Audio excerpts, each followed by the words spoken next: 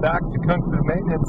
Today I wanted to talk to you a little bit about the home buying process and, what's involved. So you want to buy a house, as opposed to renting or something. Renting can be nice. Everything's taken care of for you. A house definitely comes with other expenses, and you kind of have to look at that whole picture, because it's not just the price of the house, it's being able to keep that house, and there's a lot of other costs that go in to maintaining the house and everything like that. But anyway, one of the first steps is figuring out what you qualify for, but more than that, what you can afford. So going through all your expenses, your bills, and figure out what you can afford. Now, some people think like if you have any credit card debt that you're not going to be able to get a house, and that's actually not true.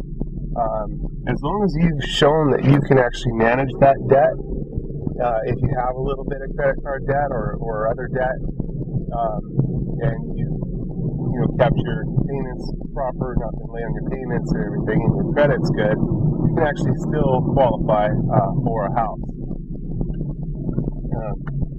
Having a little bit of credit card debt is not going to instantly disqualify you for being able to qualify for a house. So, how's it going? You go out looking for a house, and you see a house that you really like. Well, you're able to make an offer. It's a good idea to pre-qualify through a company or pre-approve.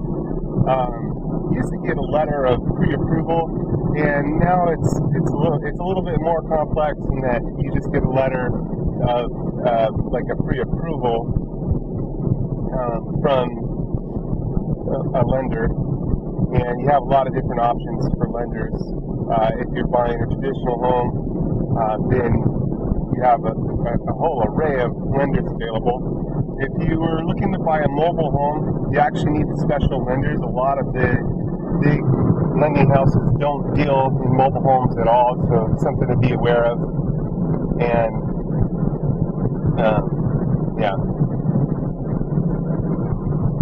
okay, so you found that home that you really like, and you pretty much know what you're looking for, what payments you can afford, and all that.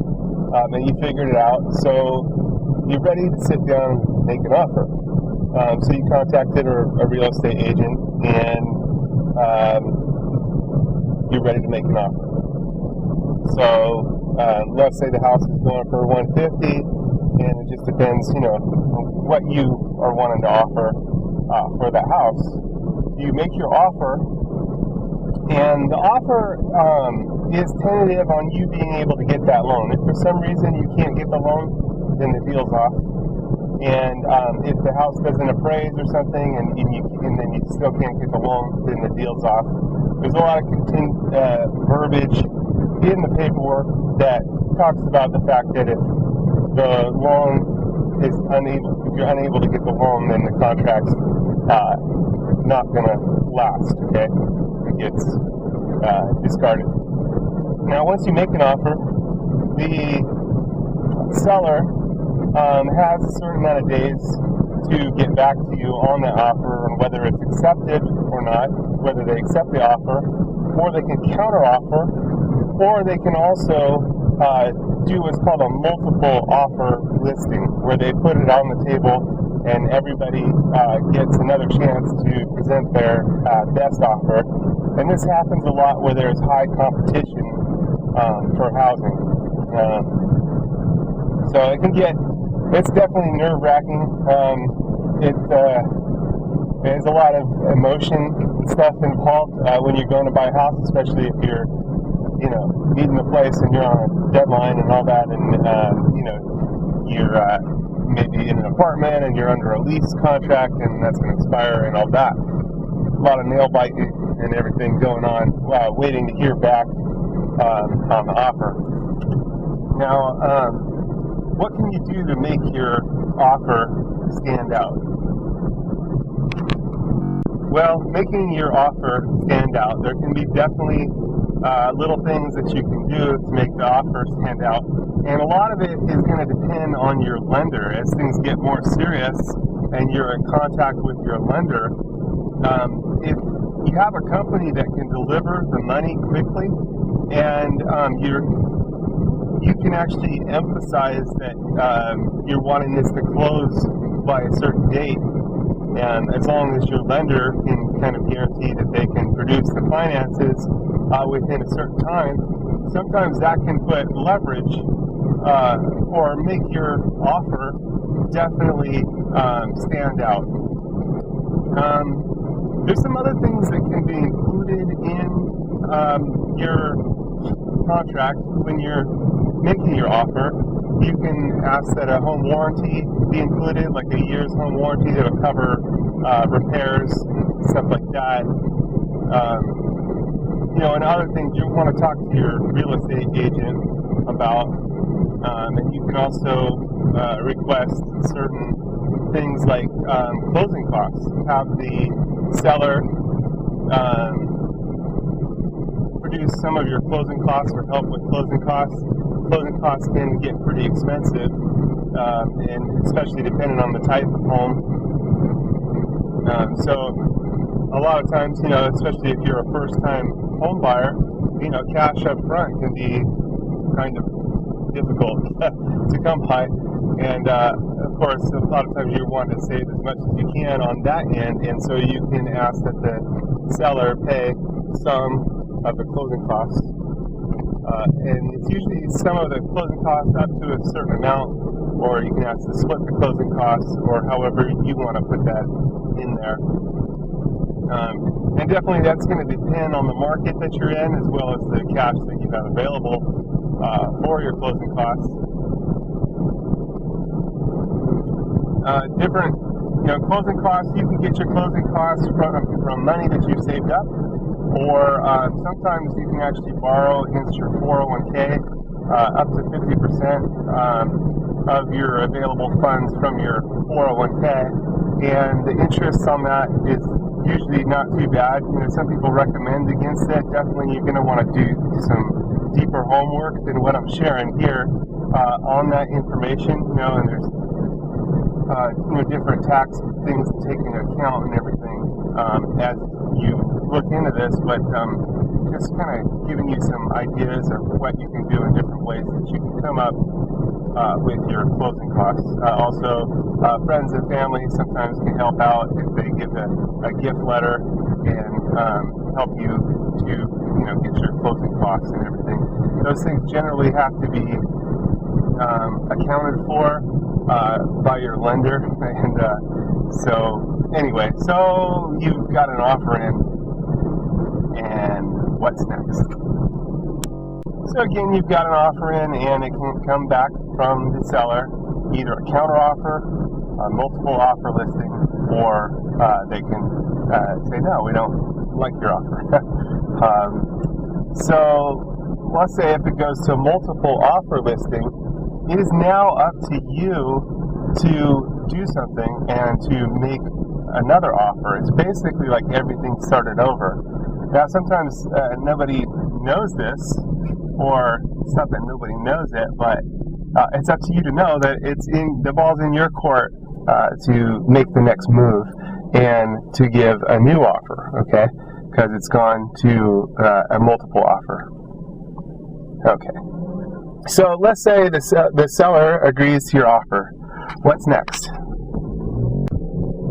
Okay, so you've gone to your mortgage company or your lender, and everything's approved. You've got it all in writing, and the seller has accepted your offer. What's next? Well, the next phase is the appraisal. Okay, generally your lender is going to have a recommendation of a appraiser to go out to the property and establish whether that house is worth what is being offered. Okay, and they're going to look at everything, especially the comps. The comps are comparable houses in the area, in the market, and they're going to try to find representative houses that are similar, same to same, like to like. that represent the houses for that area. So, what happens now? What happens if that house comes back and it's not the value that it doesn't appraise for the amount that the seller was trying to sell it? And this happens all the time. Okay, so the house hasn't appraised, and for the value, and let's say it appraised at $20,000 less than what the house appraised for. Again, the ball is in your court as the buyer, because now that the house hasn't appraised and you can't get a loan for that amount, everything basically starts over. And it's up to you to kind of re-offer a new offer based on that appraisal amount. And here again, you have options, like always. It's up to you as you're preparing the, what you want to agree to, the contract. You can lower your offer price to match the appraisal. Obviously, that's all you're going to be able to get a loan for. And you can maybe take out some of the closing costs you were going to have them pay. Again, if it's was a multiple offer situation, it can get a little nail-biting tension here, as everything could be off the table and start over. Now, generally, if someone's on the market to sell the house, they know they're trying to get top dollar for that house, but they're also generally wanting to sell, and it depends on the seller. It could be a motivated seller, not a motivated seller. All those are factors on whether you're going to get that house or not. And sometimes the house not appraising can actually be helpful to you, because you can stand to save a lot of money. It's $20,000 cheaper, and that was, let's say that was 10% of your house buying. The house was going for $200,000 and it only appraised for $180,000. Well, now you're standing to get that house at $20,000 less. That's a lot of money off up front. But sometimes the seller may want you to come up with more cash up front, or they may want a buyer to come up with more cash up front, or they want you to take out another loan to cover that cash up front, or they may accept a lower offer. And you're just going to have to evaluate it based on the area, based on the house, based on all the factors involved. But anyway, you can come back with your offer, and hopefully you get the house that you're after. I hope you do. So what happens next? You make your next offer, and now it's again up to the seller on whether they're going to accept that offer. Okay, in the meantime of all of this offering and offer going on, you're going to be doing a ton of paperwork with the lender. They're going to ask you all sorts of stuff, and paperwork and documentation, and this and that, and pay stubs, and updating pay stubs, and all that. Anyway, if your offer is accepted by the seller, and they can counteroffer too. I should add that in there, that they can counteroffer with the terms that they would want to, and it's up to you again to either agree or not agree, or counteroffer that and negotiate to reach an agreement that is satisfactory to both parties, that both are willing to sign off on. So what happens next? The house is appraised, and they accept your offer, let's say. Next, it's going to go to a title company that you're basically paying title insurance for, and they're going to go back and check the title to make sure that there's no errors or money owed or no liens against the house. And this happens often these days, cloud on the title. So that's the next subject. What do you do when there's a cloud on the title? Okay, so you're wanting to buy a house, and it comes back, there's a cloud on the title. Oh man, you've gone through all the offer and counteroffer and multiple offer and all this stuff, and biting your nails and all that, and now it's come back, there's a cloud on the title. A cloud on the title can be because of money owed in the past. If the house was transferred and there was some discrepancy, a lien on the house, or money was owed, they can have a cloud on the title. Now, the title company is going to go back and try to resolve that title if possible. Now, sometimes it's simple. It's just a matter of getting the correct signatures, that everything was taken care of, this or that, whatever was involved. The lien has been satisfied, money's been paid where it needed to be paid, or not. It has to be clean title before you can be, the property can be transferred. So this can be really frustrating because some of this stuff can take a month or 3 months. It can take a long time. I wish I had better news for you on this type of thing, but it's just going to be one of those things that it takes going through the long haul. And at that point, again, you have an option to look at other houses or to do something different. But you're going to have to discuss it with your real estate agent and go through the whole thing. And sometimes it's you may have to call the title company itself to get a continual update on what's going on, and to try to help move things along to get a title resolved if that's what's needed. And sometimes that can be tricky, and again, that can be nail biting. I hope these videos help you. This series of video chats. This is kind of an informal thing. I'm not an expert on real estate or anything.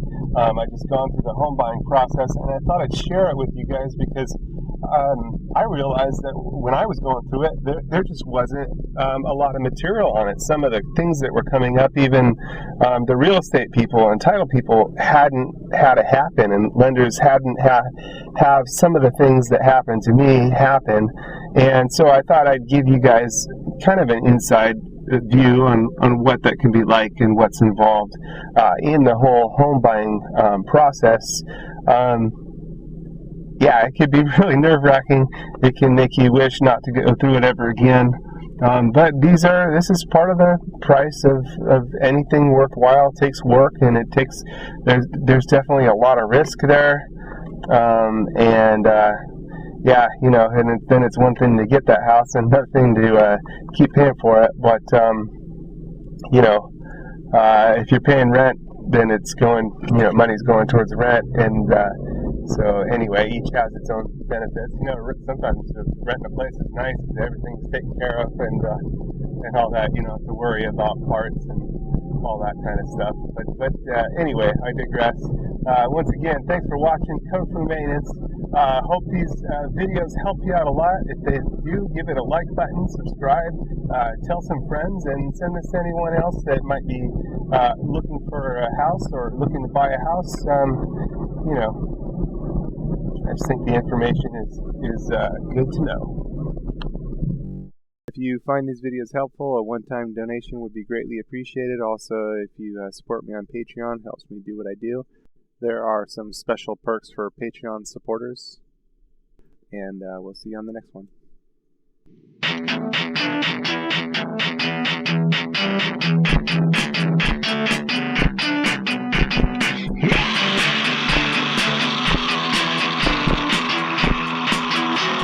Standing on the edge of death and life, standing in between right.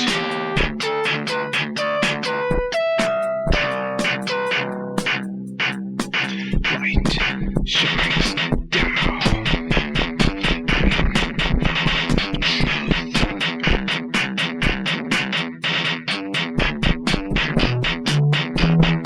Us will fall. Darkest day to light.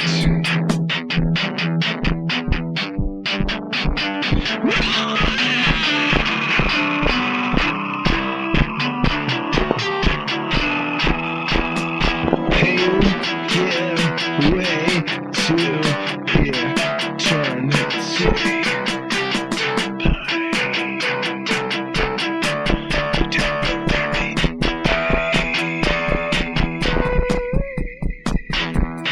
This is just a test.